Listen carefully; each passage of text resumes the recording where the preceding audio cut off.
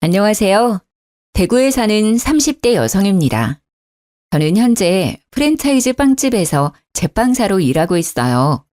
창피해서 남들에게 말 못했던 제 사연을 이렇게 익명으로나마 털어놓으려 합니다. 저는 외동딸이지만 부모님 울타리 안에서 일찍이 독립했어요. 제가 사회생활을 빨리 해서 그런지 부모님께 금전적으로 의지할 일이 없더라고요. 그래서 결혼할 때도 친정 부모님 도움을 일절 안 받았습니다. 결혼하는 제게 무언가 해주실 돈이 있다면 아껴서 두 분의 노후에 더 풍족히 쓰셨음 해서요. 반면에 제 남편은 뭐라도 부모님께 지원받고 싶어하는 눈치였죠. 남편이 평소에도 엄청 절약하는 사람이었거든요. 하지만 양가 부모님의 돈을 쓰는 건 절약이 아니라고 전 단호하게 말했습니다. 덕분에 온전히 저희 힘으로만 결혼했어요. 지금 돌이켜보면 그때 제 부모님의 돈을 쓰지 않아서 얼마나 다행인지 몰라요. 저희가 한참 결혼 준비하고 있을 때 시부가 돌아가셨어요. 예비 시부모님은 2층 집에 살았는데 시모가 어느 날 저희를 불러 말씀하셨어요. 내가 너무 적적해. 1층에는 내가 살 테니까 2층에는 너희들이 들어와라. 네? 어머님, 저희 이미 들어갈 집 다 둘러보고 왔어요. 내 말 잘 들어봐라. 너네가 지금은 둘이 합쳐서 넉넉하겠지만 나중에 애라도 낳으면 돈도 못 모아. 새 집에서 출발한 것도 물론 좋지만 여기 2층에서 살면서 돈 모아 출가하는 게 더 괜찮은 일이다. 그리고 전세에 큰 돈 묶어놓으면 안 좋아. 저는 시어머님께 생각해보겠다고 둘러댔습니다. 남편은 그 뒤로 저를 본격적으로 설득하기 시작했죠. 있잖아. 듣고 보니 엄마 말이 맞는 것 같아.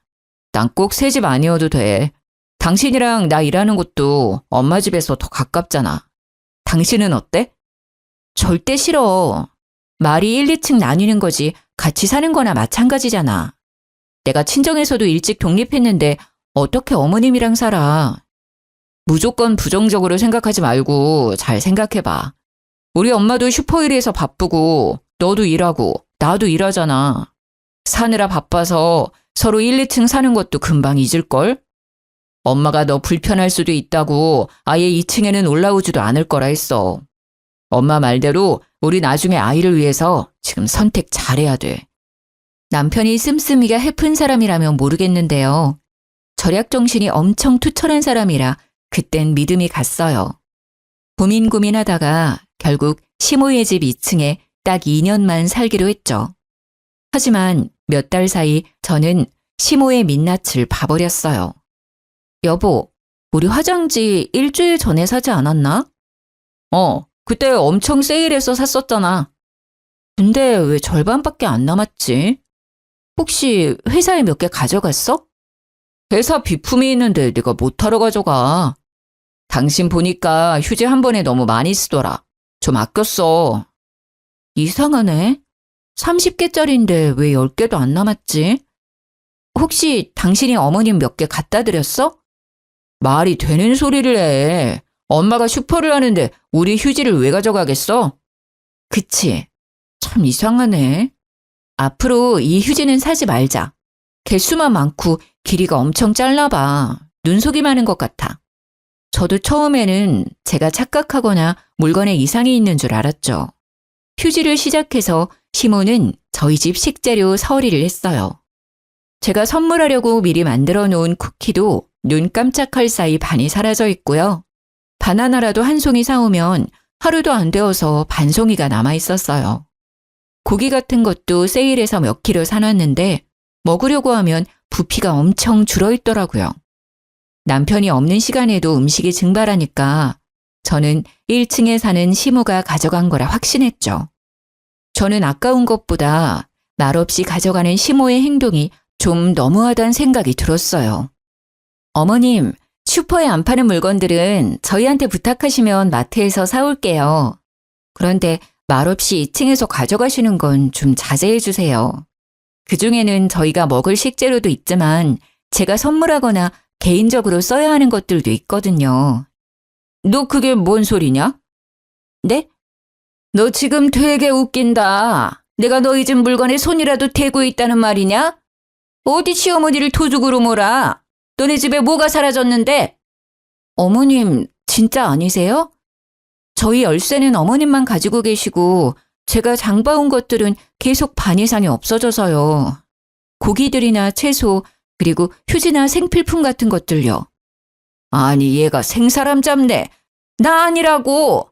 그리고 설사 뭐가 없어졌다고 해도 어른이 가져갔으면 잠자코 그렇구나 하는 거지. 어디 시모를 도둑 취급하고 있어? 너 그게 어디서 배운 버르장머리야? 안 가져가셨다면 제가 경솔했어요. 죄송합니다. 시모는 얼굴이 빨개져서 고래고래 소리를 질렀어요.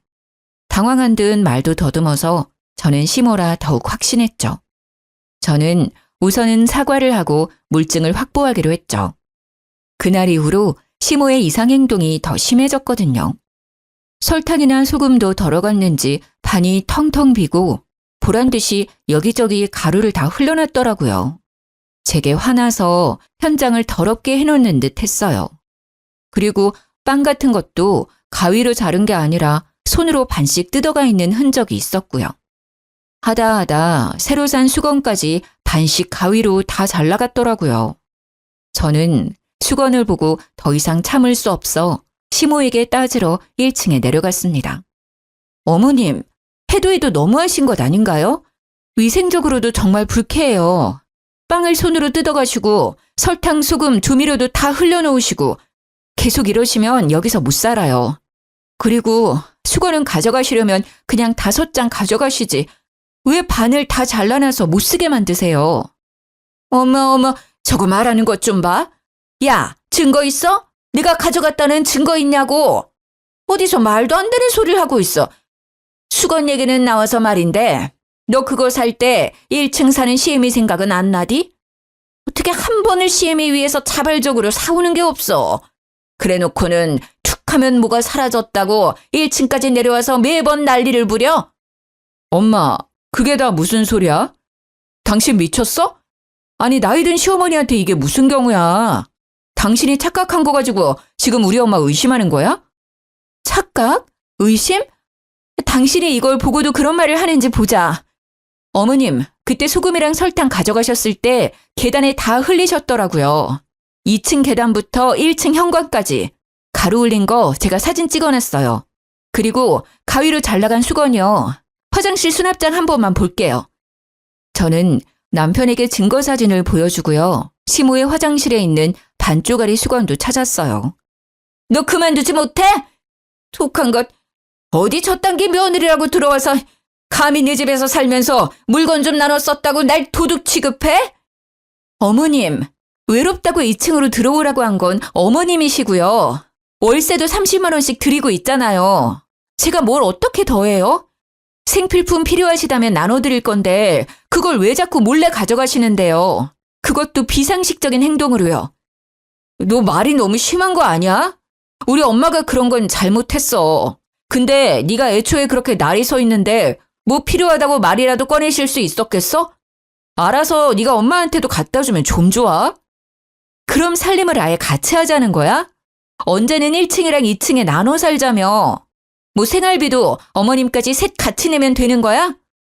아니, 근데 저게? 나는 내가 가진 거 너랑 다 나눠 쓰고 다 나눠 먹을 수 있어. 하나도 아깝지 않아. 근데 너는 어쩜 그렇게 매정하고 속이 째째하니?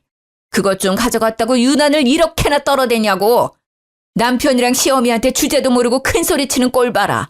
세상이 말세다, 말세야. 어머님, 절 어떻게 생각하셔도 상관없어요. 앞으로 일절 저희 집 물건에 손대지 않는다고 약속하세요. 아니면 저 2층에서 계속 못 삽니다. 고집하고는. 어머머, 더러워서 손 안 대! 하! 그렇게 저만 나쁜 사람이 되고 시모는 일절 사과도 없었죠. 그리고 저는 시모가 열 수 있는 열쇠 말고 당장 도어락을 설치했어요. 어차피 남편이 알려주면 무용지물이지만 그래도 도어락은 비밀번호를 계속 바꿀 수 있으니까요. 그렇게 잠잠하다가요. 제가 정말 폭발하게 된 사건이 있어요. 이때 처음으로 진지하게 이혼 결심을 했었습니다. 친정아빠 생신이셔서 케이크를 전날 만들어놨는데 냉장고에 넣어놨던 케이크가 절반만 남았더라고요. 아, 당신 냉장고에 케이크 먹었어? 아빠 생일 케이크라고 했잖아. 케이크? 당신 아니지? 너 어머님한테 현관 비밀번호 가르쳐줬니? 그게... 아이씨. 그래, 가르쳐줬다. 근데 뭐, 엄마가 자기 집 비번도 모르면 되냐? 우리가 살고 있어도 엄연히 우리 엄마 집이잖아. 케이크 그거 맨날 하는 일이면서 또 만들면 되잖아. 엄마가 오죽 드시고 싶으면 그랬겠냐? 한 번만 더 비밀번호 가르쳐 드리잖아? 그럼 이혼 서류에 도장 찍을 준비 바로 해. 뭐? 이혼이라니 너무 같다. 고작 케이크 하나 때문에. 야!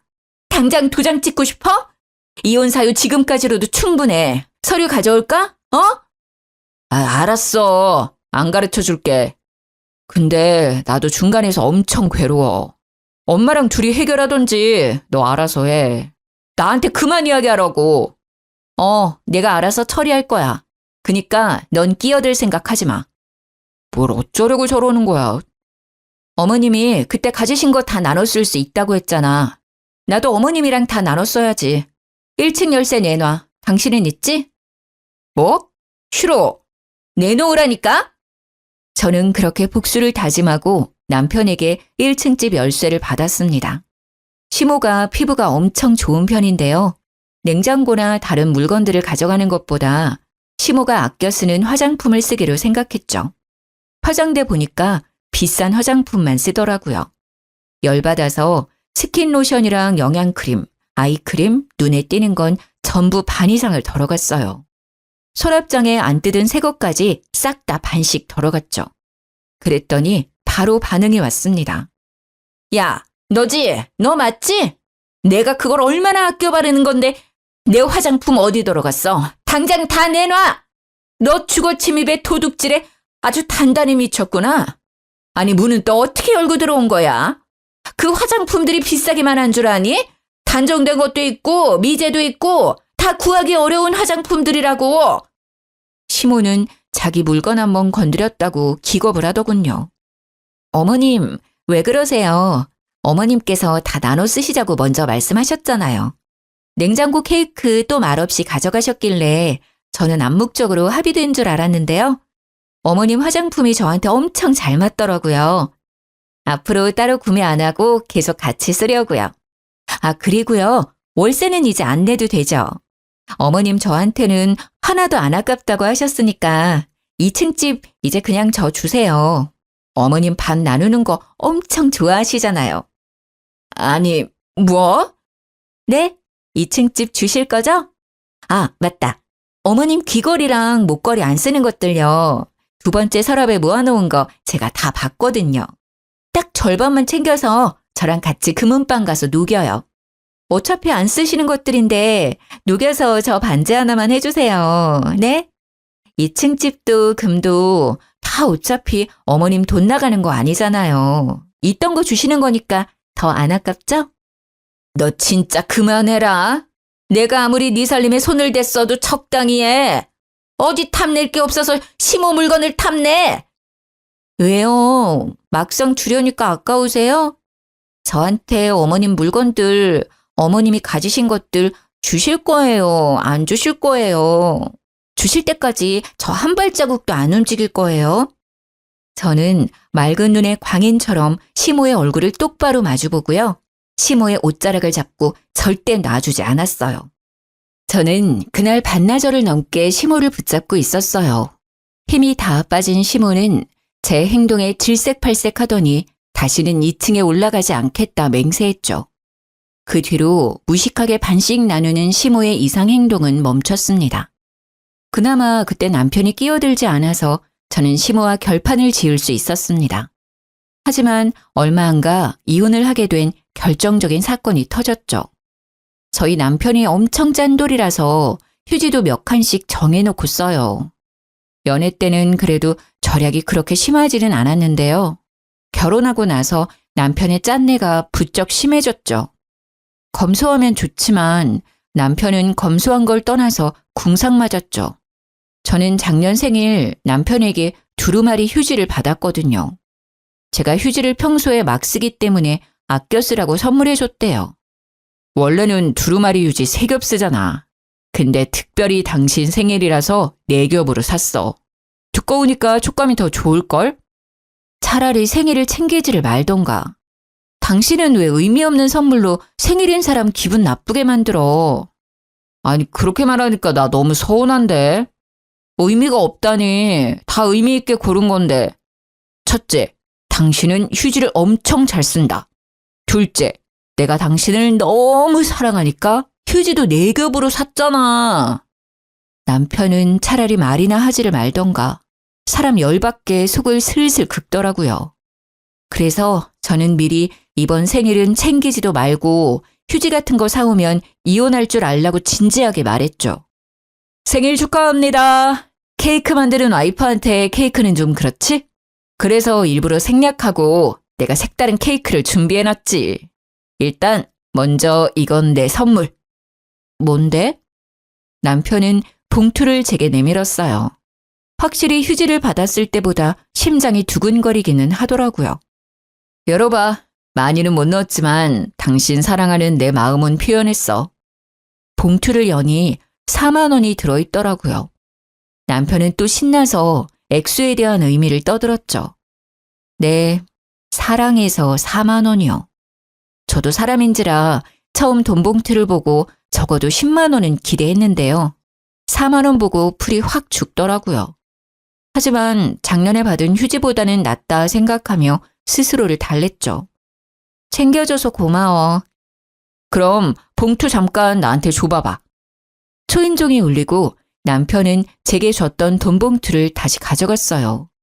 남편은 그걸로 배달 음식을 결제했습니다. 뭐야? 모르고 현장 결제로 주문했어? 그래도 방금 준 선물로 결제를 하냐? 카드로 결제하지. 응? 아, 4만 원이 선물이 아니라 이게 진짜 선물이지. 그러니까 이걸로 결제했지. 외식은 4만 원으로 택도 없잖아. 그러니까 피자가 내 선물이라고? 응, 피자 케이크 해줄게. 잠시만 기다려봐. 저번에 내 생일날 당신이 가져온 초 몇 개 남지 않았나? 촛불은 불어야 할 거 아냐. 지금 나랑 장난해? 어? 아, 미리 촛불 준비 못해서 미안. 금방 세팅할게. 그 순간 해맑게 웃는 남편의 명치를 주먹으로 가격하고 싶더라고요. 저는 아무래도 직업이 제빵사라서 제가 만든 빵 말고는 밀가루 음식을 잘 안 먹으려고 하거든요. 그래서 피자 역시 안 좋아하거든요. 그걸 제일 잘하는 남편이 피자를 대뜸 시켜서는 선물이라고 하니 어이가 없었어요. 심지어 줬던 4만 원 현금으로 결제를 한 것도요. 내가 피자를 먹는 사람이야? 아니 이럴 거면 생일을 애초에 챙기지 말라니까. 왜 자꾸 사람을 빈정상하게 만들어? 하루 종일 밀가루 냄새 맡고 온 사람한테 넌 피자를 먹이고 싶니? 게다가 4만 원을 선물이라 준 것도 빠기치는데 그 4만 원으로 피자를 결제해? 당신 진짜 정 떨어진다. 평소에는 절약하는 거 뭐라 안 해. 근데 와이프 생일날에도 그렇게 돈을 아끼고 싶어? 너 말이 심하다. 요즘 피자값 엄청 비싸잖아. 근데 2판의 사이드까지 할인하니까 시킨 거잖아. 그리고 네가 만든 빵이랑 이 피자랑 같냐? 여기 피자가 훨씬 맛있는데? 너는 먹어보지도 않고 편견에 휩싸여서 얘기하지 마. 그리고 이건 그냥 피자가 아니라 케이크 대신이잖아. 아니 생일 선물까지 따로 챙겨받고 싶어? 우리 나이가 몇이냐? 30 넘었으면 대충 넘어가는 거지. 가만 보면 넌 꼭 이렇게 준비한 사람 김 빠지게 하더라. 다음 생일에는 진짜 국물도 없을 줄 알아. 야, 너야말로 국물도 없을 줄 알아. 앞으로 넌 생일날 미역국도 못 얻어먹을 줄 알아. 내가 이럴 거면 차라리 챙기지 말라고 수십 번 부탁했다. 나 너랑 당장 이혼하고 싶어. 근데 사람들이 왜 이혼했어요? 하고 물어보면 아 저요? 피자 때문에 이혼했어요 라고 말하기는 싫어서 참는 거야. 내가 남편은 적반하장으로 소리를 지르다가 이혼 얘기가 나오자 꼬리를 내렸죠. 그러고도 한참을 서운하다 섭섭하다 하더군요. 서로 돈을 못 버는 것도 아닌데 왜 저렇게 궁상을 떨까 짜증났어요. 그만큼 남편이 저희의 미래에 투자하는 거겠지만 저는 현재가 행복하지 않으면 미래가 무슨 소용인가 생각 들었죠.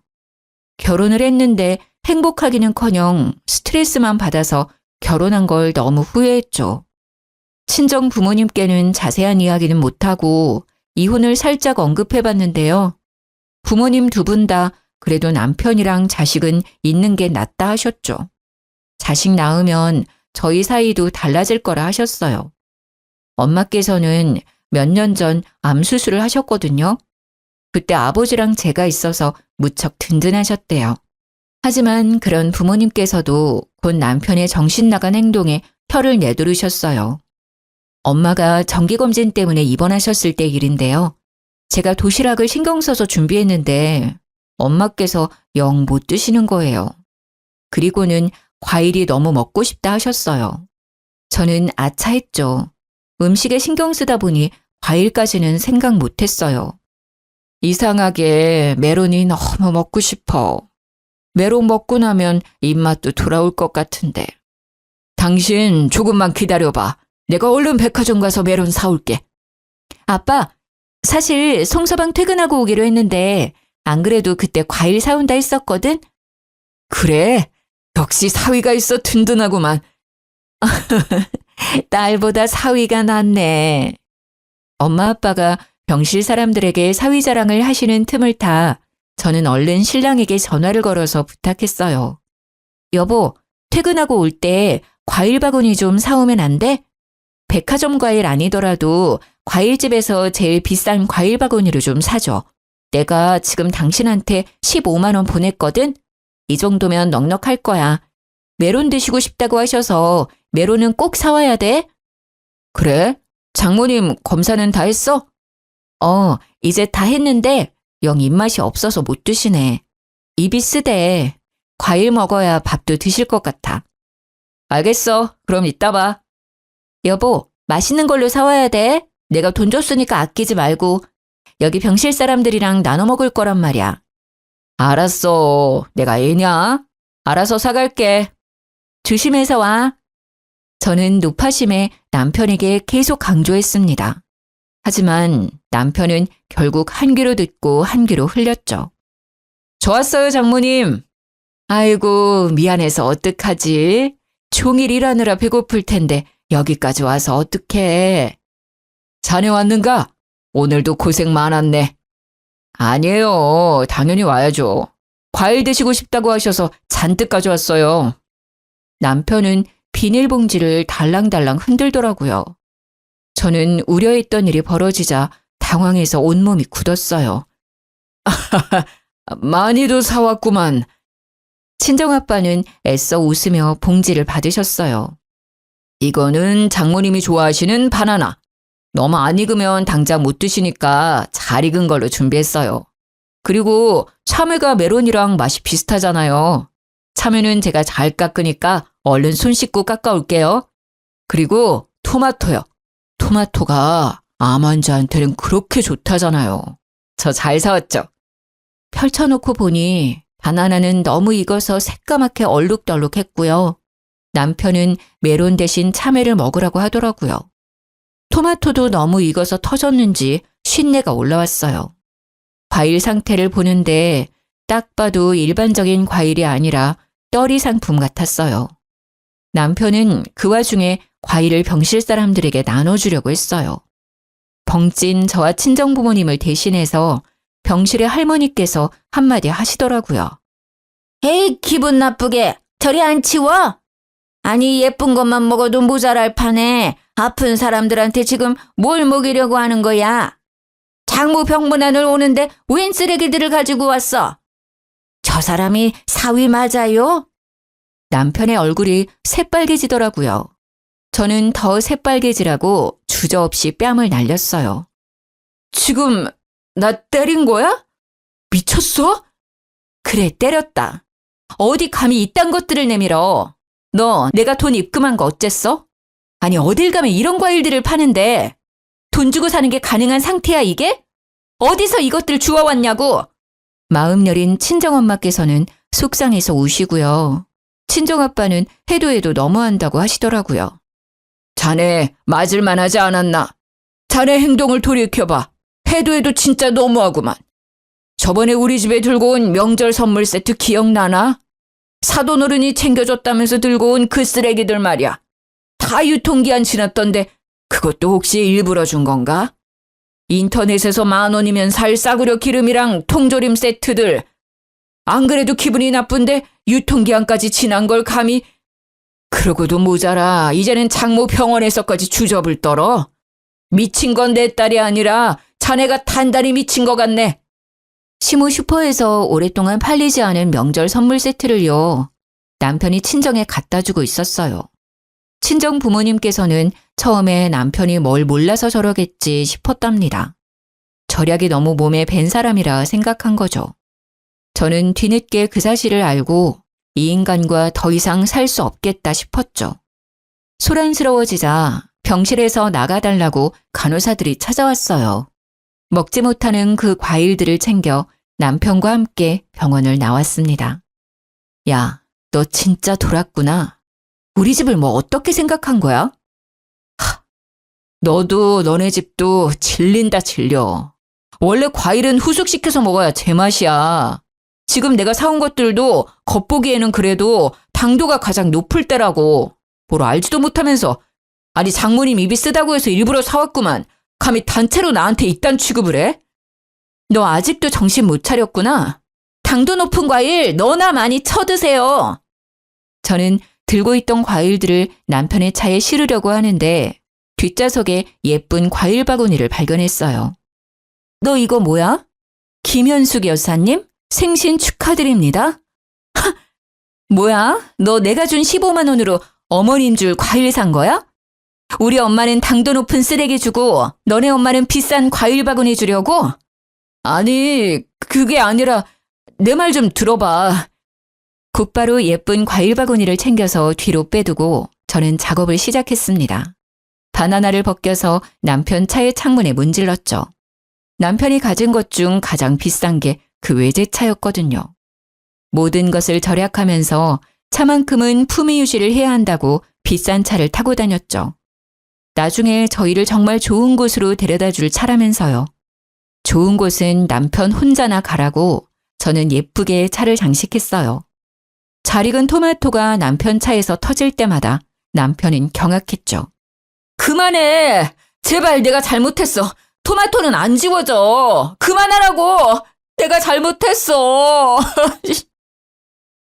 남편은 돌이킬 수 없는 자신의 붕붕이를 보고 오열을 하더라고요. 그 모습이 더 꼴보기 싫어서 저는 자동차 문을 열고 차 시트에도 토마토를 마구 던졌어요. 남편은 제 바짓가랑이를 잡고 싹싹 빌더라고요. 난 그냥 엄마가 슈퍼에 잘 익은 과일이 있다고 해서 받아온 거야. 나도 열어보지는 않아서 상태가 그 정도일 줄은 몰랐다고. 과일 바구니 빼돌린 거는 내가 잘못했다. 어? 근데 과일들은 내가 일부러 그런 거 아니야. 나도 속으로는 정말 창피했다고. 남편의 말에 저는 더 열이 받더라고요. 이혼은 이미 결심했지만 제가 받은 것들을 어떻게 갚아줄지 고민했습니다. 우선 그날 이후로 남편에게 이혼 얘기는 꺼내지 않았습니다. 일하는 빵집에서 폐기할 빵들을 가져와서 남편의 매 끼니를 챙겨줬어요. 처음에는 맛있다고 군말 없이 잘 먹더라고요. 그래서 일부러 며칠씩 보관했다가 곰팡이가 피었을 때쯤 줬어요. 아침과 저녁을 말없이 그런 빵을 내밀자 남편은 무릎 꿇고 울먹거리더라고요. 당신 언제까지 이럴 거야? 그만 좀 해. 내가 잘못했다고 말했잖아. 내가 앞으로 잘할게. 제발 그만해. 왜 그래? 당신 빵 좋아하니까 내가 일부러 챙겨준 건데. 왜 울고 그래? 감동받았어? 아님 당신 먹기 싫으면 어머님 갖다 줄까? 내가 정말로 잘못했어. 당신 눈빛, 행동 다 점점 무섭다고. 앞으로 진짜 당신 말 잘 들을게. 그리고 장인어른 장모님께도 효도할게. 남편이 그만하라고 정말 싹싹 빌고 나서야 저는 이혼 서류를 내밀었어요. 몹쓸 일 당하고 싶지 않으면 지금 얌전히 도장 찍어. 이대로 살다가 당신 먹는 음식에 나 뭔 짓 할지 몰라. 곰팡이는 애교지. 남편은 그렇게나마 참교육했고요. 시모도 가만둘 수 없잖아요. 저는 매일 중고거래 사이트에 글을 올렸어요. 오래된 우유와 요거트, 묵은 쌀, 몇 년 된 기름, 냉동실에 묵혀있던 떡 같은 이상한 음식들을 구했죠. 그리고 시모에게 매일 가져다 줬습니다. 처음에는 네가 웬일이냐며 좋아라 하다가요. 배탈 나고 나서야 이상한 걸 눈치채더라고요. 어머님, 떡 가져왔어요. 너 날 죽일 셈이냐? 또 어디서나 쓰레기를 내 입에 넣으려고 해? 당장 갖다 버리지 못해? 어머님, 음식 함부로 버리면 벌 받아요. 잘 아시면서. 그래서 어머님도 친정집에 이상한 것들 다 갖다 주셨잖아요. 안 팔리는 과일들도 어머님 대신 제가 처리해 줬는데 어머님도 제가 주는 거 처리해 주셔야죠. 뭐? 너 단단히 미쳤구나. 배는 게 없어 이제. 네, 저 배는 거 없어요. 우리 부모님한테 상처 준 거 그대로 돌려드려야죠. 어머님도 배는 게 없어서 아픈 친정엄마께 썩은 과일들 주셨잖아요. 그동안 제가 준 음식들 먹고 정신 차리셨어요? 아직 정신 못 차린 것 같은데? 더 드세요. 드시라고요. 저는 18년도에 도정한 묵은 쌀로 만든 떡을요. 시모의 입에 억지로 마구 집어넣었어요. 시모는 그만하라며 도망다녔죠. 제가 끝까지 쫓아다니자 무릎을 꿇고 양손을 닳도록 빌더라고요. 내가 죽을 죄를 졌으니 제발 이제 그만해다오. 이상한 음식들이라는 걸 시모가 조금 더 늦게 눈치챘으면 더 많이 먹였을 텐데 그게 저는 너무 아쉬웠어요. 저는 이혼하기 전에 위자료와 재산 분할을 알아보고 있었는데요. 남편이 알것이라는 걸 알게 됐어요. 자기 한 푼도 없다는데 처음엔 거짓말인 줄 알았죠. 통장을 보니 정말 돈이 없더라고요. 그동안 절약을 해온 게 아니라 노름에 버는 돈을 족족 쓰고 있었더라고요. 등기부 등본을 떼보니 시모의 2층 집도 빚덩어리였어요. 시부 역시 생전에 노름을 하다가 빚을 져 2층 집을 담보로 잡힌 거였어요. 그래서 그동안 2층에 저를 붙잡아두고 월세까지 받은 거였구나 깨달았죠. 그땐 제가 친정에 들어가 별거 중이었어요. 계십니까? 안에 누구 없어요? 그 여자 목소리인데? 누구? 어머님 목소리야. 니네 시모? 아니다. 이젠 시모도 아니지. 감히 여기가 어디라고 찾아와? 저는 오랜만에 들리는 시모의 목소리에 소름이 끼치더라고요. 무슨 일인지 친정까지 찾아와서는 부모님을 찾더라고요. 무슨 일이세요? 제가 째려보자 시모는 답지 않게 쭈뼛댔습니다. 저 사돈어른 좀 뵐 수 있을까 해서 왔는데. 아니 이제 다 끝난 연인데 무슨 일이십니까? 아이고 사돈어른 잘 지내셨어요? 기분 나쁘니까 그렇게 부르지 마세요. 여기는 왜 오셨어요? 에이 아직 법적으로 사돈이죠. 애들 서로 좋아서 결혼했는데 저 때문에 그렇게 이혼하면 안 되잖아요. 안 그러니 얘야? 지금 와서 무슨 소리세요?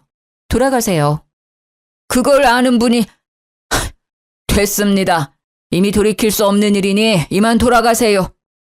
다 못난 저 때문인데 저만 없으면 애들 잘 살 거예요. 사돈어른께서 한 번만 봐주신다면요. 저희 아들 그런 못난 놈 아닙니다. 제가 다 시킨 거예요. 사돈, 제가 사라질게요. 애들 둘이 행복하게 살게 사돈어른께서 도와주십시오. 그 대신 제가 살고 있는 2층 집이요. 곧 경매에 넘어갈 것 같은데 사돈께서 어떻게 도와주시면 안 될까요? 제가 평생 이 은혜는 잊지 않겠습니다. 네? 부탁할 곳이 사돈어른밖에 없어요. 슈퍼도 월세 못 내서 이제 장사 접었고요. 뻔뻔하게 지금 돈 빌리러 오셨습니까? 네, 제가 염치가 많이 없네요. 오죽하면 찾아왔겠습니까? 그래도 아직 가족인데 한 번만 도와주세요. 그럼 그동안 한 짓들 사과 제대로 해보세요. 제 마음이 풀릴지는 모르겠다만. 아이고, 죄송합니다. 제가 잘못했습니다. 죽을 죄를 지었어요. 예쁜 며느리 고생시키고 인심 좋은 사돈어른들 마음 상하게 만들고요. 시모는 마당에 엎드려서는 마구 빌더라고요. 시모의 얼굴은 눈물 콧물 범벅이었어요. 남편이 대출을 끌어모아 받아서 노름판 다니는 걸 소문으로 들어서 저도 아버지도 이미 알고 있었어요. 많이 급한 것 같으니 한 번만 도와주겠습니다. 집으로 돌아가 있으세요. 돈 찾아서 갈 테니. 아빠, 안 돼요. 아이고, 사돈 너무 감사합니다. 친정아빠는 곧 집안에서 저금통을 꺼내오셨어요. 저는 아빠의 의도를 눈치채고 웃음이 터졌죠. 아빠! 내 딸 눈에서 피눈물 나게 한 인간들 가만둘 수 없지. 저는 아빠와 함께 시댁으로 갔습니다. 없을 줄 알았는데 남편도 있더라고요. 장인어른 정말 감사합니다. 여보, 엄마랑 인연 끊고 당신만 보고 살게. 정말이야. 시모는 살짝 남편을 째려봤다가 이내 부드러운 목소리로 친정아빠께 다가오더군요. 오셨어요, 사돈. 제가 없는 돈 끌어모아서 사돈 드시라고 소고기 샀습니다. 유통기한 지난 것도 아니고요. 툭불은 아니지만 정육점에서 한우 갈비살 사놨어요. 집에서 맛있게 구워 드세요. 은혜는 차차 갚아나가겠습니다. 소고기 잘 먹겠습니다. 그럼 저도 보답을 해야죠. 어디 이걸로 경매랑 아들내미 빚 잘 막아보시든가. 친정아빠께서는 미리 배를 갈라온 돼지 저금통을 마구 흔드셨어요. 시댁 거실에는 10원짜리와 50원짜리가 가득 뿌려졌죠. 평소에 아버지께서 10원, 50원은 따로 저금통에 모으셨거든요. 아니, 이게 지금 무슨 짓입니까? 왜요? 10원이랑 50원은 돈이 아닙니까? 이거 모으면 그래도 꽤 될 텐데 싫어요? 그 말에 시모는 울면서 동전을 집어들었죠. 남편은 자존심이 상했는지 그 광경을 보자마자 뛰쳐나가더라고요. 결국 시댁 2층 집은 막지 못해 경매에 넘어갔습니다. 2회 유찰되어 싼 값이 된 집을 친정아빠께서 낙찰받으셨어요. 2층 집 자체는 오래됐지만 위치가 꽤 좋다고 하더라고요. 시모는 동전 사건을 그새 잊었는지 남편과 함께 또 친정에 찾아왔더군요. 정말 마지막으로 용기 내서 찾아왔습니다. 장인어른, 제가 일하면서 평생 갚아 나가겠습니다. 집은 제발 돌려주세요. 살아갈 터전이 있어야 저희도 먹고 살죠. 그래도 한때는 가족이었잖아요. 안 그래 당신? 당신은 나 이렇게 살아도 아무렇지 않아? 거짓골로 온 남편과 시모를 보고 친정아빠가 마음이 약해질까 봐요. 저는 이번에는 제가 나서야 할 것 같았어요. 일단 식사하시고 얘기해요. 보아하니 며칠은 굶은 것 같은데. 제가 주는 밥 다 먹으면 그때 드러나 볼게요. 고마워. 역시 당신뿐이야. 그래, 이쯤 하면 우리도 벌 다 받았지? 애초에 집도 저희 돌려주려고 사돈이 경매에서 낙찰받은 거죠? 저는 남편과 시모에게 어떤 답도 하지 않고 묵묵히 밥을 지었어요. 시모와 남편도 눈치는 있는지 조용히 기다리더라고요. 예전에 시모에게 주려고 구했던 묵은 쌀이 남아 그걸로 밥을 지었습니다. 그리고 친정 김치 냉장고에 있는 오래된 김치를 꺼냈어요. 묵히다 못해 쓴맛이 나서 버려야 할 김치를요. 김치와 밥만 상에 차리자 남편과 시모는 뭔가 잘못됐다는 얼굴을 했어요. 하지만 별 수 있겠어요? 드세요. 남기지 말고. 둘은 중간중간에 헛구역질하면서도 싹싹 긁어먹더라고요. 맛있게 잘 드셨어요? 다 먹었으니까 이제 원하는 거 말해봐요. 이혼은 그대로 할 거니까 그거 빼고요. 우리가 뭐든 다 할 테니 경매 넘어간 집에서 당분간만 살게 해다오. 어? 월세도 낼게. 당장 엄마랑 나랑 갈 곳이 없어. 정말 네가 마음 풀릴 때까지 괴롭혀도 상관없으니까 제발 지낼 곳만 부탁해. 시모와 남편은 무릎을 꿇고 싹싹 빌더라고요. 어쩜 용서를 구하는 그 모습도 꼴보기 싫던지요. 그 모습을 잠자코 보던 친정아빠께서도 입을 여셨죠. 정말 뭐든 다 할 수 있어요? 네, 뭐든요. 그럼요, 죽는 신용도 하겠습니다. 그럼 배가 망신한 이유가 두 모자 서로에게 잘못이 있으니 사이좋게 한 대씩 주고받아 보세요. 그럼 내가 진짜 도와줄 테니. 예? 시모가 순간 못 알아듣고 반응이 느렸는데요.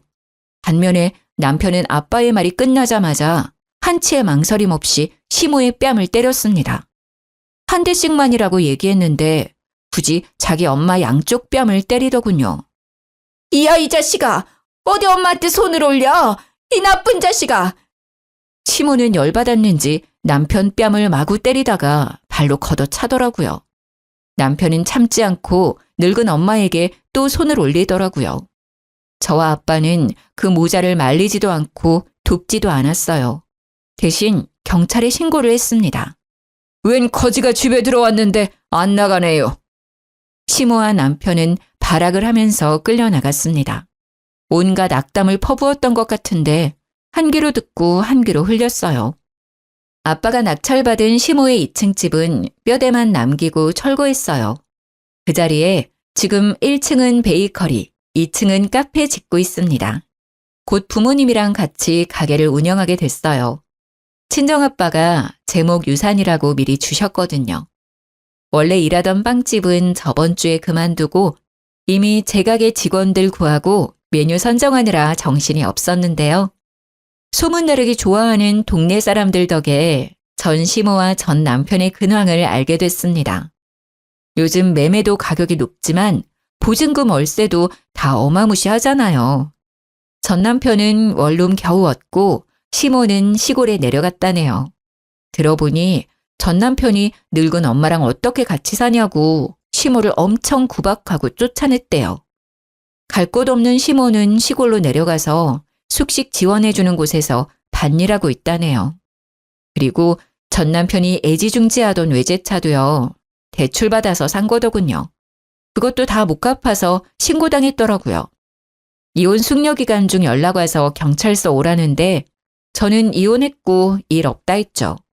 결혼 생활 동안 스트레스도 많이 받고 상처도 많이 받았지만요. 그래도 큰 피해 없이 콩가루 집안에서 잘 벗어났다고 생각합니다. 무조건 절약하는 사람도 가끔 잘 살펴보세요. 어떤 나쁜 사람들은 뒤에서 무슨 일을 꾸미고 있을지 모르니까요. 긴 사연 들어주셔서 감사합니다.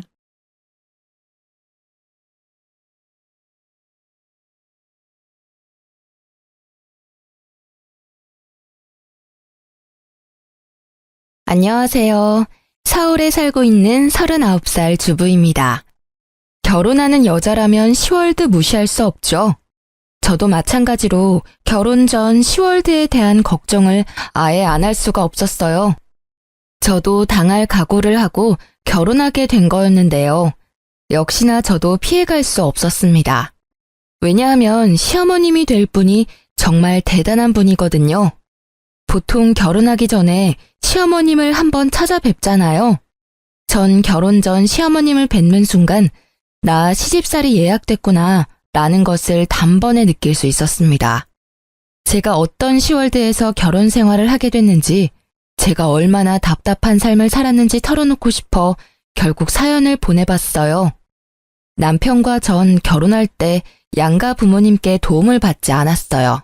사실 제 친정 부모님께서 맏딸 시집 보낼 때 시댁에서 기죽을 일 없도록 가전제품이나 집 구입할 때 돈을 보태주고 싶다고 하셨어요. 저도 받고 싶은 마음이 있긴 했었지만 시댁에서는 결혼할 때 도와주는 부분이 일절 없기 때문에 저도 받지 않기로 했어요. 시댁에서 도와주는 게 없는데 친정 부모님께 지원을 받게 되면 아무래도 남편이 많이 불편해할 것 같고, 남편도 이왕 이렇게 된 거 부모님 도움 없이 결혼하자고 하더라고요. 그래서 그렇게 하기로 결정했었죠. 근데 전 결혼을 준비하는 과정에서 시어머님의 태도 때문에 엄청 열받았었어요. 시어머님의 간섭이 너무 심했기 때문인데요. 웨딩드레스 고르는 것부터 신혼집 구하는 것까지 하나하나 본인 스타일 위주로 고르려고 하더라고요. 처음엔 듣는 척만 하고 제 주관대로 진행했는데 왜 본인 말을 듣지 않냐고 화내시더라고요. 이 웨딩드레스가 너한테 어울린다니까? 왜 말을 안 듣니? 어머님이 고르신 게 이쁘긴 한데 너무 비싸기도 하고 제 체형에 어울리지도 않아요. 제가 고른 게 어머님이 고른 것보다 가성비가 좋기도 하고 제 체형에 딱 맞아요. 이왕 하는 결혼식 비싼 드레스 입고 하면 좋잖아. 요즘 애들 어른이 얘기하면 듣는 척이라도 해야 하는데 본인들 말이 무조건 맞다고 우기는 거 보면 짜증나 정말. 엄마, 우리가 결혼하는 거야. 누가 보면 나랑 엄마가 결혼하는 줄 알겠네. 우리가 결혼하는데 사사건건 엄마가 왜 이거 해라 저거 해라 하냐고. 그리고 드레스 입는 건 미진이가 입는 건데 엄마가 왜 간섭이야? 본인한테 어울리는 드레스는 미진이 본인이 제일 잘 알겠지. 누가 봐도 이 드레스가 훨씬 이쁘니까 그렇지. 그건 엄마 취향인 거고 미진이도 취향이란 게 있어. 계속 옆에서 이래라 저래라 할 거면 더 이상 따라오지 마. 내가 결혼 먼저 해본 사람으로서 조언 한번 한 건데 그걸 무시해버리네. 엄마, 옛날이랑 지금이랑 같냐고. 여기서 한마디만 더 하면 엄마 그냥 집에 가. 엄마가 지금 하는 건 조언이 아니고 태클이야. 나도 엄마 때문에 스트레스 받는데 미진이는 오죽하겠어? 남편이 중간에서 잘 끊어준 덕분에 어머님의 간섭을 더 이상 받지 않을 수 있었어요. 남편이 대신 뭐라고 하지 않았더라면 이 결혼 업고 싶다는 마음이 들었을 거예요. 결혼을 준비하면서 본인이 전부 비용을 내주기라도 하는 것처럼 행동하는 어머님 때문에 스트레스가 정말 많이 쌓였어요. 남편과 결혼한 뒤로 별일이야 있을까 싶었는데 시어머님 한 분 때문에 별의별 일을 다 겪었어요. 일단 저와 남편은 맞벌이 부부인데요. 요즘 시대에 한 사람만 일해서 생활하는 건 무리가 있는 편이잖아요. 저와 남편 모두 일을 그만둘 생각이 없었기에 일을 계속하기로 결정했어요. 근데 어머님이 의외로 제가 일하는 거에 있어서 굉장히 신경 쓰는 것 같아 보였어요. 시어머님들은 요즘 며느리가 일하는 걸 좋아한다고 들었거든요. 자기 아들이 힘들게 일하고 며느리가 집에만 있는다고 하면 썩 좋아하지 않는다고 해요. 아무래도 본인 아들만 혼자 힘들게 일하고 그 번 돈으로 며느리가 같이 쓴다는 것 자체가 마음에 안 든다는 말을 들은 적이 있었어요. 그래서 제가 집에서 전업주부로 일하는 것보다 일하는 걸 좋아하실 줄 알았는데 오히려 자기 아들 기죽을까봐 싫어하는 눈치였어요. 남편과 전 돈을 못 버는 편은 아니에요. 다만 남편이 아무래도 저보다 사회생활을 늦게 하기도 했고 제가 남들에 비해 사회생활을 좀 일찍 한 편이기도 했어요. 그래서 제가 남편보다 조금 더 월급이 높아요. 그리고 친정집이 좀 사는 편이거든요. 근데 어머님께서 친정집이 여유 있는 것과 제가 돈을 잘 버는 걸로 트집을 잡더라고요. 미진아, 너가 연봉이 얼마라고 했지? 네? 어머님 그건 왜요? 너가 우리 아들이랑 결혼했을 때 정확히 반반하기로 먼저 제안했었다며? 아, 네. 그러긴 했는데 그이도 그러길 원했어요. 제가 먼저 말을 꺼낸 건 맞지만요. 근데 갑자기 왜요? 너가 우리 아들보다 돈 많이 버는 걸로 알고 있는데 그러면 너가 조금 더 해왔어야 하는 게 맞지 않나 싶다. 요즘은 남녀 평등을 중요시하는 시대라서 옛날처럼 남자가 더 해와야 한다. 그런 게 없잖아. 너가 돈을 더 벌기도 하고 분명 돈도 그만큼 많이 모아놨을 것 같은데 그럼 가전제품 하나라도 너가 더 해왔어야 하는 게 맞지 않니? 그리고 사돈어른께서 사업하신다고 하지 않았냐? 친정집도 꽤 사는 것 같은데 딸이 결혼한다고 하면 돈 조금이라도 줬을 것 같은데 전혀 안 해줬더라. 그건 어떻게 된 거니? 어머님, 저희는 정확히 반반으로 하기로 약속하고 결혼한 거였어요. 그리고 저희 친정집이 아무리 잘 산다고 해도 우리 힘으로 결혼하기로 했던 거라서 받지 않기로 결정했던 거였고요. 남편이 먼저 안 받았으면 좋겠다고 한 거였어요. 그리고 따지고 보면 어머님도 우리 결혼했을 때 전혀 지원해준 게 없으시잖아요. 아무리 제가 돈을 많이 벌고 친정집이 잘 사는 편이라고 해도 제가 더 많이 돈을 낼 필요까지는 없다고 생각해요. 어머, 내가 도와준 것도 없으면서 오지랖 부렸다는 말로 들린다. 돈 있는 사람이 돈 내고 그러는 거지.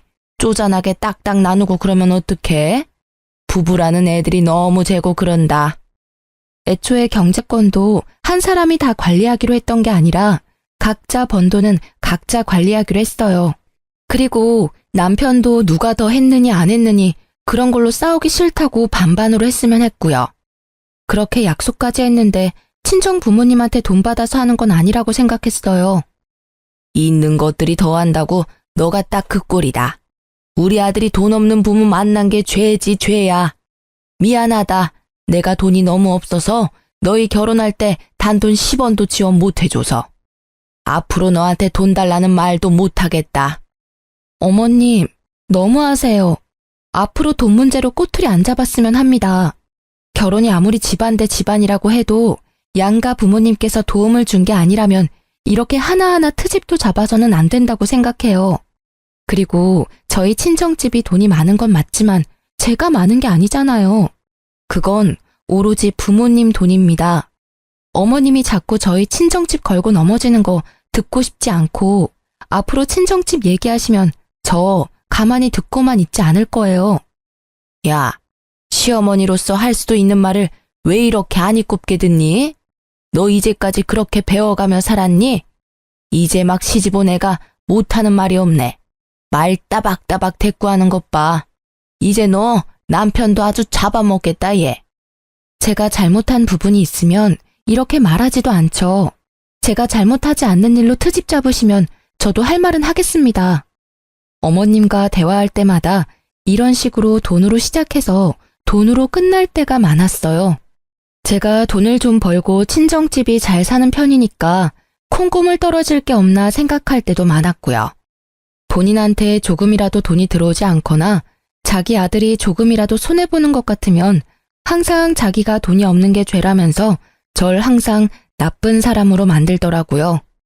제가 조금이라도 반박하면 며느리가 시엄마 잡아먹는다며 피해자 코스프레를 하는 편이신데 남편은 원래 어머님이 이런 성격인 걸 아니까 어머님이 이간질을 해도 믿지 않고 중간 역할을 잘하고 있어요. 그런 어머님께서 제 돈을 제대로 탐한 사건이 있어요. 제가 다니는 회사는 보너스가 자주 나오는 편이에요. 한 번 줄 때마다 나름 많이 주는 편이거든요. 언제 한 번은 제가 회사에서 100만 원 보너스를 받은 적이 있었어요. 보너스는 거의 현금으로 주는 편이라서 이번에도 현금으로 받았었는데요. 제가 현금을 받으면 바로 통장에 입금하지 않고 집에 보관할 때가 많았어요. 그 당시에 주변에 결혼하거나 돌잔치를 하던 친구들이 많은 편이라서 현금이 생기면 되도록 직접 가지고 있었어요. 집에 현금을 따로 보관하는 작은 핸드백이 있었는데 그때도 당연히 그 가방에 100만 원을 넣어놨었어요. 보너스를 받고 난 뒤 보름 뒤에 친구 결혼식이 있었는데요. 그래서 전날 미리 축의금을 봉투에 담아두려고 현금을 담아둔 가방을 찾았는데 그 가방이 없어졌더라고요. 놀란 저는 남편한테 가방이 어디 있는지 물어봤는데 남편도 전혀 모른다고 했어요. 근데 남편이 며칠 전에 어머님께서 김치 두고 간다고 비밀번호를 물어본 적이 있었다고 합니다.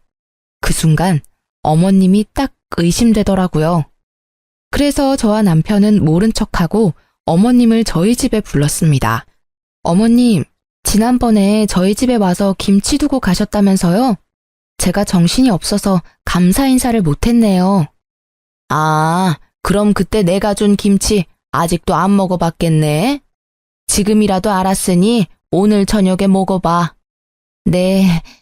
근데 어머님, 혹시 그때 저희 집에 오셨을 때 제 가방 못 보셨어요?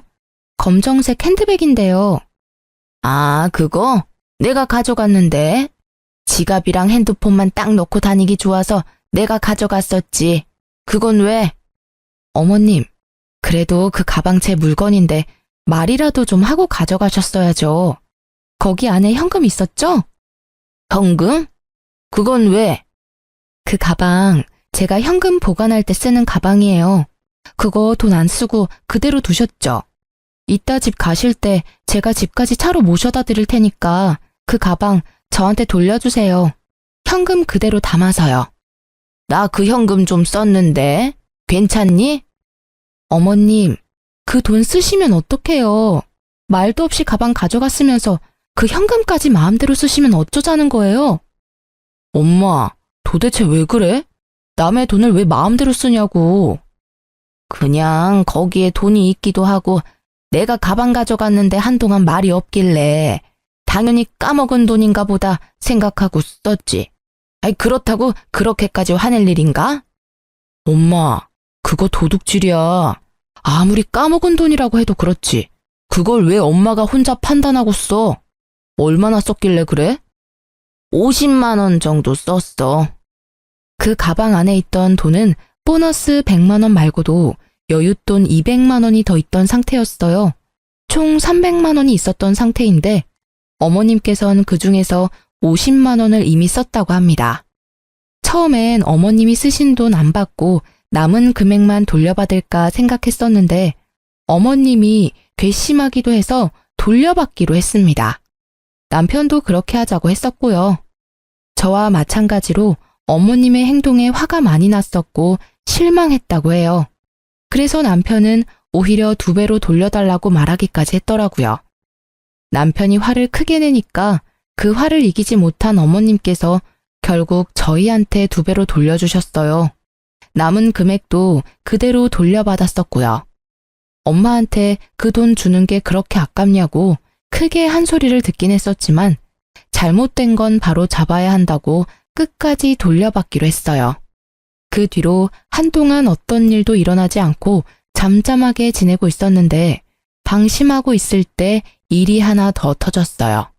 제가 야근하지 않고 일찍 퇴근한 적이 있어요. 오랜만에 일찍 퇴근한 김에 남편과 외식하려고 기분 좋게 집에 가고 있었어요. 집 근처에 도착한 순간 아파트 정자에 앉아 계시던 동네 아주머니가 저한테 다가오더니 갑자기 제 등짝을 때리면서 욕을 하기 시작했어요. 이 여자야, 너 재작년에 여기 이사 온 년이지? 여기가 어디라고 너 같은 개집년이 이 동네로 이사를 와? 술집에서 몸이나 판 년이 눈만 높아가지고. 아무리 저렴한 여자라도 수준 높은 집은 알아가지고 너 때문에 우리 아파트 집값 떨어지면 책임질 거야? 당장 이사가. 그게 무슨 말씀이세요? 제가 몸 팔던 년이라니요. 너 술집 다닌다는 소문 내가 다 들었다. 너 시애미한테 다 들었어. 아무리 직업에 귀천이 없다고 하지만 넌 너무 천하다 천해. 시애미 말로는 너가 자기 아들이랑 결혼하고 싶다고 애걸복걸 엄청 했다고 하던데. 맞지? 아무리 천해도 그렇지 분수에 맞게 살아야지. 여기가 어디라고 너같이 천한 애가. 그리고 아무리 돈이 없는 년이라고 해도 뭐라도 들고는 와야지. 몸만 달랑 갖고 올 수가 있니? 제가 동네 아주머니 붙잡고 자세히 얘기 좀 해달라고 부탁했습니다. 알고 보니 시어머님께서 저에 대해 안 좋게 소문을 내고 다녔다고 합니다. 제가 남편과 살고 있는 아파트는 어머님 집과도 가까운 아파트 단지라서 제가 살고 있는 아파트 주민들 중에서 저희 어머님과 친한 아주머님들이 몇 분 계십니다. 저와 남편이 결혼 허락을 받았을 당시 어머님께서 반대를 심하게 하셨어요. 그 당시 어머님께서 워낙 반대를 심하게 하는 바람에 결혼을 못하게 될 뻔했는데 어머님도 저와 남편이 당연히 결혼하지 않을 줄 알고 뒤에서 동네 사람들한테 제 흉을 보고 다녔던 거였어요. 그것도 사실이 아닌 이야기들로 말이에요. 제가 술집에서 굴렀던 여자다. 돈이 없는 거지 집안에서 태어난 여자다. 남편 등골 빼먹는 여자다 등등 유언비어를 하고 다녔더라고요. 당연히 제가 남편과 결혼하지 않을 거란 생각에 그랬던 거였고요. 이 사실을 동네 아주머님께 듣고 나서 화가 난 저는 그대로 남편에게 말했습니다. 남편은 그 사실을 듣고 어머님께 바로 찾아가서 이 소문을 낸 사람이 엄마가 맞냐면서 따지기 시작했는데요. 엄마, 오늘 미진이가 아파트 옆 라인에 사는 아줌마한테 엄마가 낸 소문 다 듣고 왔대. 거지 근성이 있네 마네 그런 소리 전부 다 듣고 왔다는데? 엄마가 낸 소문 맞아? 어? 그게 무슨 말이야? 내가 이상한 소문을 내다니. 난 그런 적 없다. 아무리 내가 입이 가볍다고 해도 며느리에 대해 안 좋게 말하고 다니겠니? 엄마가 미진이에 대해서 안 좋게 소문낸 사실 맞냐고. 남편이 어머님을 계속 추궁하니 어머님은 솔직하게 인정하고 터놓았습니다. 어머님이 인정하는 순간 얼마나 열받던지 어머님 한 분 때문에 동네에서 얼굴을 들고 다니지 못하게 됐습니다. 얼마나 황당하던지. 맞아. 근데 엄마 그렇게 심한 말은 한 적 없어. 너희 결혼 전에 얘기했던 말들이고 그냥 너희 둘이 당연히 결혼 안 할 줄 알고 한 말들이야. 그냥 미진이가 마음에 안 든다는 식으로만 말했었어. 그 아줌마들 정말 미친 거 아니니? 아무리 내가 그렇게 말하고 다녔다고 해도 그걸 왜 내 며느리한테 직접적으로 말할 수가 있니? 거짓말 하지 말고. 내가 엄마 때문에 창피해서 얼굴을 들고 다닐 수가 없어. 욕할 사람이 없어서 며느리 될 사람 욕을 하고 다녀? 그것도 우리가 사는 동네 아줌마들한테. 그 아줌마가 미진이한테 술집년이 집값 떨어지게 왜 이 집에서 사냐는 식으로 말했대. 이 사람이 뭘 그렇게 잘못했다고 그런 소문을 내고 다녀. 우리 앞으로 여기 어떻게 살라는 거야? 그땐 홧김에 그랬던 거였어. 절대 악의는 없었단 말이야. 그렇다고 무작정 찾아와서 나한테 따지면 어떡해? 난 한두 사람한테 말했을 뿐이야. 이렇게 동네 사람들한테 다 퍼질 줄은 몰랐어. 아이고, 그 놓친네 주둥이 겁나 가볍네. 벌써 동네 사람들 귀에 다 들어갔단 말이지? 그래, 내가 다 잘못했고 지금은 너희에 대해서 아줌마들한테 말하지 않아. 지금도 그렇고 앞으로 그런 일 절대 없을 거야. 옛날 일이니까 용서해줘. 어머님은 약 2년 전쯤에 한 아주머님께 말했다고 해요. 근데 그 말이 2년 정도 지난 후에야 소문으로 퍼졌다고 하는데요. 어머님 말씀으로는 그 당시에 저에 대해 잘 모르던 때라 없는 집 애처럼 보인다, 술 잘 마시게 생겼다. 이런 식으로 밖에 말하지 않았다고 합니다. 근데 그 소문이 소문을 낳게 되고 결국 제가 몸이나 굴리는 여자라는 식으로 소문이 났다고 해요. 전 지금껏 살면서 부끄러운 행동을 한 적이 없는데 어머님 때문에 이 결혼을 왜 한 걸까 그런 생각을 잠깐 해보게 됐어요. 어머님이 제 인생의 오점이라는 생각도 해보기도 했고요. 누구 말을 믿어야 할지 모르겠지만 어쨌든 어머님이 저에 대해 안 좋게 소문을 내고 다닌 사실은 맞는 거라 전 어머님께 엄청 많이 실망을 하게 됐었죠. 어머님도 본인이 크게 잘못한 걸 알고 있는지 저한테 미안하다고 사과하더라고요. 평소엔 본인이 먼저 사과를 하는 타입이 아닌데 이번엔 순순히 사과를 하더군요. 그리고 소문이 너무 과하게 퍼진 상태였고 아무리 설명을 해도 동네 아줌마들이 제 말을 전혀 믿어주지 않길래 결국 저희 부부는 이사 가기로 결정했어요. 인프라가 좋았던 동네였고 회사랑도 가까웠던 곳이라서 편하게 살았었는데 이사 갈 때 많이 아쉬웠어요. 급하게 집을 팔았던 거라서 크게 이득 본 것도 없었고요. 우리가 이사 간다고 하니 어머님께서 포장이사 비용을 내주시기까지 했네요. 남편이 어머님께서 포장이사 비용조차 내주지 않았더라면 화가 쉽게 풀리지 않았을 거라고 해요. 그래도 어머님이 반성을 많이 한 눈치라서 그냥 이번 일은 묻기로 했어요. 이렇게 사람 속 썩이는 짓만 골라서 하는 어머님 때문에 마음 편할 날이 없었는데요.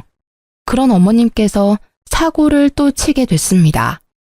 어머님은 원래 사업을 몇 번 해보신 분이에요. 근데 그 사업이 전부 망해서 문제가 됐는데요. 사업 욕심이 많으신 어머님은 이미 사업만 2번 망한 경험이 있으신데요. 그래서 이미 빚이 어느 정도 있는 상태였어요. 사업 문제로 인해 시아버님과도 크게 싸움으로 번져 이혼까지 했었고요. 그래도 저와 남편이 결혼하기 전에 있었던 일이었고 어머님은 그 이후로 절대 사업을 하지 않겠다고 다짐을 했다고 해요. 근데 어머님께서 팔랑귀라서 옆에서 조금만 바람을 불어도 그 말에 확 넘어가는 편이에요. 그래서 안 하겠다던 사업을 갑자기 한다고 했어요. 그 말을 듣게 된 저희 부부는 안 된다고 말했죠. 옆집에 사는 아저씨가 고깃집 운영하는 거 알지? 그 사람이 한 달에 순수익만 2천만 원은 된다더라. 나도 그 아저씨 따라서 고깃집 운영 좀 해볼까 봐. 사업이라니. 엄마 예전에 삼계탕집 했다가 제대로 망했으면서 이번에도 식당을 하겠다고? 그만 좀 해. 엄마 지금 사업 때문에 생긴 빚도 다 못 갚은 상태면서 또 사업을 하겠다고? 내가 봤을 때 엄마 사업에 소질 없어. 그러니까 그냥 가만히 좀 있어. 그 아저씨 말대로 하면 돈 많이 벌 수 있는데. 엄마 말만 믿고 나한테 투자 좀 해줘. 엄마 예전에 사업하겠다고 나한테 2천만 원 빌려갔었잖아. 그것도 아직 갚지 않았으면서 지금 또 빌려달라고? 나 절대 안 빌려줘. 딱 한 번만 믿어줘. 엄마 이번에 잘할 자신 있어. 옆에서 도와주는 아저씨도 있으니까 걱정 안 해도 돼. 결국 저희는 어머님께 3천만 원을 빌려주기로 했습니다. 예전에 남편이 2천만 원 빌려준 것도 있어서 어머님이 나중에 5천만 원 모두 갚는다고 하더라고요. 그리고 얘기를 들어보니까 저희한테 돈 빌린 거 말고도 주변 친구들께 1,000만 원, 2천만 원 이런 식으로 돈을 빌린 모양이에요. 그렇게 해서 빌린 돈만 억이 넘는다고 들었어요. 분명 어머님이 최대한 빠른 시일 내로 사업을 시작한다고 했는데 몇 달이 지났는데도 아무런 소식이 없더라고요. 그래서 어머님께 따로 연락을 드리게 됐어요. 어머님, 사업 준비는 잘 돼가세요? 아무런 말씀이 없으시길래 걱정돼서 전화드렸어요. 어? 아니 그게 사업 안 하기로 결정했다. 사업이 애들 장난도 아니고 너무 성급하게 결정한 것 같아. 네? 그게 무슨 말씀이세요? 사업하겠다고 저희한테 돈도 받아가시고 주변 분들한테 이미 돈도 빌린 상태라면서요. 사실 사업 준비하면서 내 생활비로 쓸 돈이 없었거든. 그래서 내 생활비로 빌린 돈들 조금씩 쓰다가 결국 다 써버렸다. 어쩌면 좋니? 그것 때문에 한동안 머리 아파서 잠도 제대로 못 잤어. 그래서 당장 사업을 못하는 상황인데 어쩌면 좋니? 어머님, 도대체 왜 그러세요? 사업하겠다고 돈 빌린 게 얼마인데 그걸 그 사이에 다 썼다고요? 고작 몇 달 안에 그 많은 돈을 어떻게 다 쓸 수가 있어요? 어쩌다 보니까 그렇게 됐어. 미진아, 정말 미안한데 돈 빌려준 친구들이 자꾸 돈 갚으라고 난리도 아니야. 급한 돈만 너가 대신 갚아줄 수 없겠니? 내가 지금 그 큰 돈이 어디에 있겠어. 다 갚아달라는 말은 안 할 테니까 5천만 원 정도만 빌려줘. 어머님, 어머님이 저희한테 빌려간 돈만 5천만 원이에요. 근데 저희 보고 5천만 원을 또 달라는 말씀이시잖아요. 저희가 돈을 그냥 버는 줄 아세요? 저희 이제 돈 없어요. 빌려간 돈이나 빨리 갚으세요. 이 늙은 시애미가 그 큰 돈이 어디 있겠냐? 넌 내가 불쌍하지도 않니? 어? 어머님, 제가 더 불쌍해요. 따지고 보면 어머님이 제 남편의 엄마이지 제 엄마는 아니시잖아요. 어머님이 절 키워주기라도 했나요? 아니면 저한테 용돈 쓰라고 단돈 1,000원이라도 준 적이 있으신가요? 항상 저한테 받아만 가셨지 정작 어머님은 저한테 해주신 게 전혀 없으시잖아요. 어머님께 뭐 해달라고 바라지도 않을 테니까 제 돈이나 제때 갚으세요. 알겠어요? 너 아니었으면 우리 아들이 진작 갚아줬을 돈인데 여자 하나 잘못 만나서 내가 이 나이에 이렇게 고생하고 있다. 며느리 하나 있는 거 돈 갚으라고 독촉이나 하고 너 아니었으면 내가 사업할 생각도 안 했어. 우리 아들이 나 충분히 먹여 살렸을 텐데. 어머님은 왜 항상 그이한테서만 기대면서 살려고 하세요? 저랑 결혼 안 했어도 그 돈 절대 안 갚아줬을 거예요. 제 남편 언제까지 어머님 호구로만 살 수 없어요. 어머님 아들 불쌍하지도 않나요? 제발 정신 좀 차리세요. 그리고 이런 식으로 항상 불쌍한 척 하지 말고 돈이나 제때 갚으세요. 저희 이제 더 이상 참지 않아요. 넌 내가 불쌍하지도 않니? 혼자 사는 이 시엄마가 불쌍하지도 않냐고. 네, 전혀요. 불쌍한 사람은 어머님이 아니라 제 남편이 불쌍해요. 그러니까 사람 더 구차하게 만들지 마시고 어머님 앞으로 인생 똑바로 사세요. 화가 너무 났던 저는 답답한 마음에 어머님께 얼른 돈부터 갚으라고 말했습니다. 어머님은 늙은 시애미가 불쌍하지 않냐고 하더군요. 전 어머님이 하나도 불쌍하지 않았어요. 오히려 저와 제 남편이 불쌍하면 불쌍했지 어머님이 왜 불쌍하겠어요. 남편도 어머님 때문에 미칠 것 같다면서 한 소리를 했더라고요. 어머님은 자식 새끼 있는 거 다 소용없다고 돈 절대 못 갚는다고 우겼고요. 엄마, 우리가 언제까지 엄마 뒷바라지 다 해야 돼? 우리가 아무리 아직 젊다고 해도 우리도 돈 버는 거 쉽지 않아. 엄마가 사고 친 거 늘 수습해 줄 수 없다고. 우리도 이제 아이도 낳아야 하고 더 넓은 집으로 이사도 가야 하는데 엄마가 사고 친 거 수습하느라고 모아둔 돈 절반 이상이 사라졌어. 엄마도 이제 정신 좀 차리고 살아. 자식한테 부끄럽지도 않아? 내가 널 이제까지 어떻게 키웠는데? 너 이렇게 모질게 엄마 대할 거야? 엄마가 그 많은 돈을 어떻게 혼자 갚겠어? 젊은 너가 좀 도와줘야 하지 않겠냐고. 엄마가 날 언제 잘 키웠다고 그런 말을 해? 솔직히 엄마가 날 키운 게 아니라 나 혼자 잘 큰 거지.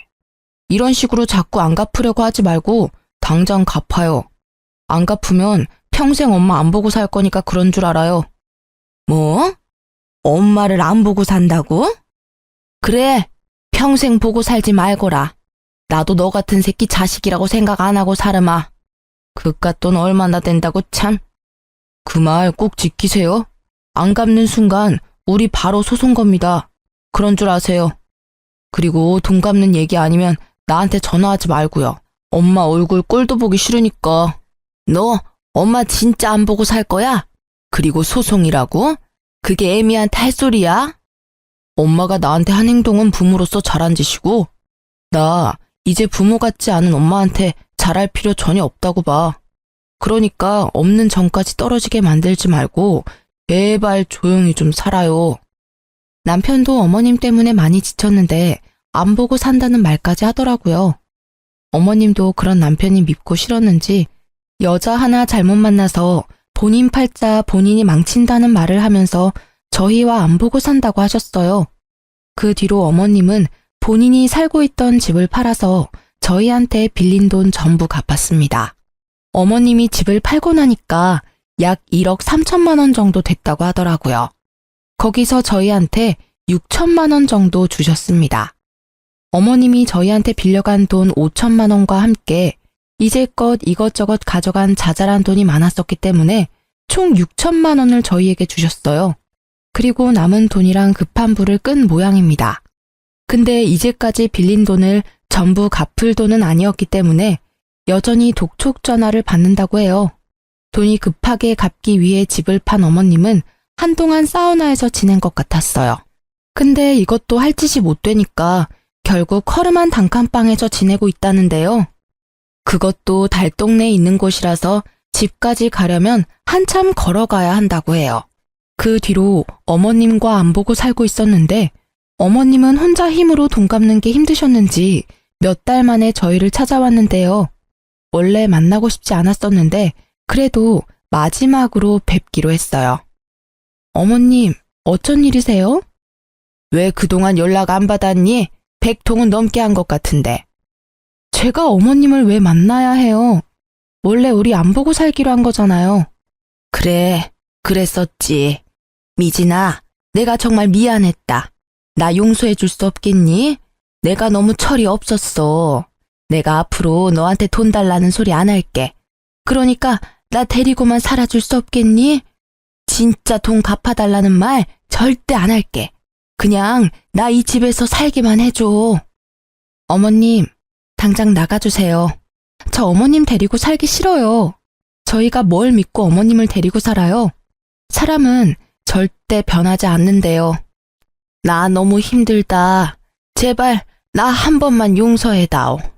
내가 전생에 얼마나 많은 죄를 짓고 살았길래 이런 인생을 살게 된 거니?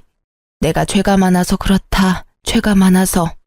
한 번만 용서해줘. 내가 정말 잘못했다고. 이게 다 어머님 업보죠. 어머님이 모두 감당하셔야 돼요. 그러니까 더 이상 찾아오지 마세요. 어머님께서 저희 집을 며칠 동안 계속 찾아오더니 결국 친정집에도 갔었어요. 아무리 급해도 찾아갈 곳이 따로 있는 건데 참 뻔뻔하다는 생각이 들었습니다. 친정엄마도 이미 우리 상황을 알고 있었고 조만간 시어머님이 찾아올 것 같다는 느낌이 든다고 하셨는데 진짜 찾아올 줄은 몰랐어요. 사돈, 안녕하세요. 잘 지내셨죠? 애들한테 들었을지 모르겠는데 제가 요즘 사는 게 너무 빡빡해서 말이에요. 여기가 어디라고 찾아와요? 연락도 없이 무슨 일로 오신 거예요? 애들 말 들어보니까 안 보고 살기로 했다던데. 염치 없지만 돈 좀 빌려줄 수 있을까요? 애들한테 들었다고 하시니까 길게 설명은 안 할게요. 제가 지금 하루하루가 너무 지옥 같아서요. 밥도 굶고 돈은 갚아야 하고 제가 최대한 빠른 시일 내로 갚겠습니다. 이러다가 저 죽게 생겼어요, 사돈. 불쌍한 척하면서 저희 엄마에게 돈을 빌리려고 한 시어머님의 모습, 정말 눈뜨고 봐줄 수가 없었습니다. 참다 못한 제 친정엄마는 바가지에 물을 담아서 시모 얼굴에 뿌려버렸는데요. 홀딱 젖은 시모는 할 일을 잃고 부들부들 떨면서 가만히 있었습니다. 여기가 어디라고 찾아와요? 인생 얼마나 허투루 살았길래 돈 빌릴 사람 한 명도 없습니까? 우리 딸이랑 사위 그렇게 고생시켰으면 지금이라도 정신 차리고 일해서 돈 벌 생각이나 하지.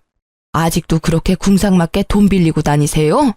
지금 사돈이 지옥처럼 사는 건 그동안 애들한테 하던 행동들에 대한 죗값을 받는다고 생각하세요. 다 큰 어른이 됐으면 애들한테 본보기가 돼야지. 애들도 안 하는 짓을 왜 하고 다니십니까? 제발 이 냉수 맞고 정신 좀 차리세요. 그리고 앞으로 우리 애들 집에 절대 찾아가지 마시고요. 어머님은 우리 친정엄마한테 냉수마찰을 제대로 당하고 난 뒤 그 뒤로 저희를 찾아오지 않았어요. 얘기 들어보니까 어머님 앞으로 지금 남은 빚이 3천이라고 합니다. 우리 젊은 사람도 3천만 원 빚 갚는 거 엄청 힘든데 그 연세에 그 큰 금액 갚으려니 더 힘들 수밖에 없어요. 솔직히 저희 그 돈 충분히 갚아드릴 능력 됩니다. 저희 친정집도 물론 가능하고요. 근데 그동안 어머님께서 저희한테 해왔던 일이 있어서 절대 그 돈 갚아주고 싶지 않더라고요. 남편도 어머님께 이제껏 당해온 게 많다면서 너무 힘들어서 못 해먹겠다고 말했고요. 어머님은 결국 일을 하기 시작하셨습니다. 본인 이름으로 대출을 받을 수도 없는 상태라서 당장 급한 빚을 갚기에 어려움이 있거든요. 집까지 팔았으니 완전 빈털터리가 된 셈이죠. 어머님은 현재 낮에는 공장을 다니고 밤엔 식당에서 서빙 알바를 하고 있다고 했어요. 어머님께 돈을 빌려준 친구들은 어머님이 일하고 있는 식당까지 찾아가서 당장 돈 갚으라고 한다고 해요.